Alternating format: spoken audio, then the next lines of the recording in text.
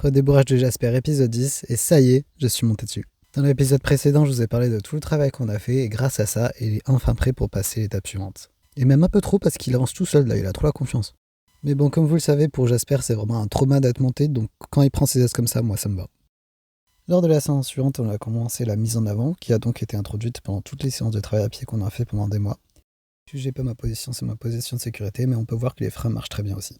Grâce à toutes les séances de désensibilisation qu'on a faites, il est vraiment pas dérangé par les gestes que je peux faire.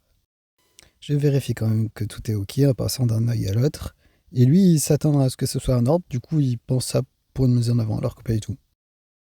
Point qui est très important avec lui, je passe vraiment du temps à bouger mon poids sur la selle et à imiter comme ça le trop enlevé.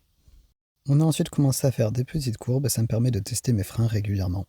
La réponse au raid n'est pas super légère, mais surtout comme beaucoup de jeunes chevaux, il a tendance à avoir les épaules qui partent comme ça indépendamment de la tête. Là, on peut voir Jasper qui renifle un truc et c'est ma première frayeur parce que un an en arrière, ça l'aurait vraiment fait réagir. J'ai eu la peur de ma vie. On a ensuite travaillé sur un slalom parce que le fait d'avoir un trajet défini, ça nous permet de travailler sur la précision.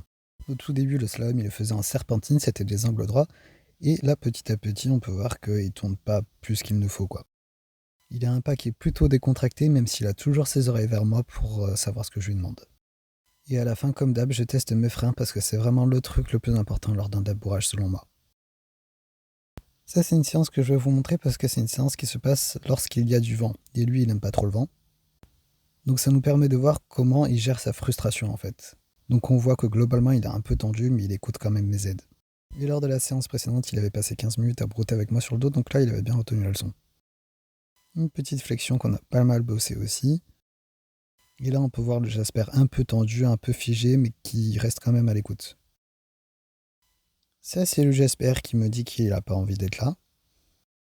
Ça, c'est le Jasper qui me dit qu'il a envie d'arrêter la séance. Et ça, c'est le Jasper qui s'est enfin un petit peu détendu. Globalement, il communique, mais toujours de manière assez douce.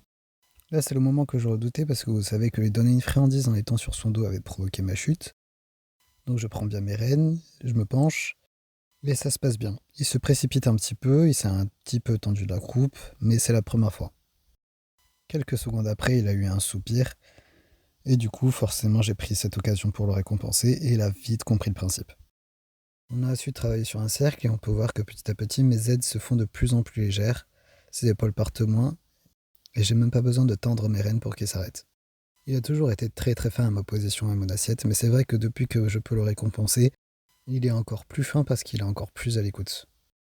Et du coup, ça me permet de faire un slalom avec des aides qui se font de plus en plus légères. Et encore une fois, les freins, c'est vraiment ce qui marche le mieux avec lui, j'ai juste besoin de lever les mains pour qu'il s'arrête. De temps en temps, on finit les séances par brouter, et je peux même descendre pendant qu'il broute. Alors ça, c'est un truc de ouf. Et dernière grosse étape, on a pu faire les premiers trous montés. On a commencé en étant tenu, pour raison de sécurité.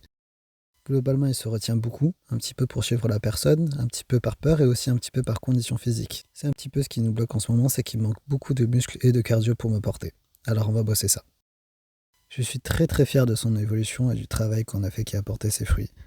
Évidemment, c'est loin d'être fini, alors si tu veux voir la suite, abonne-toi.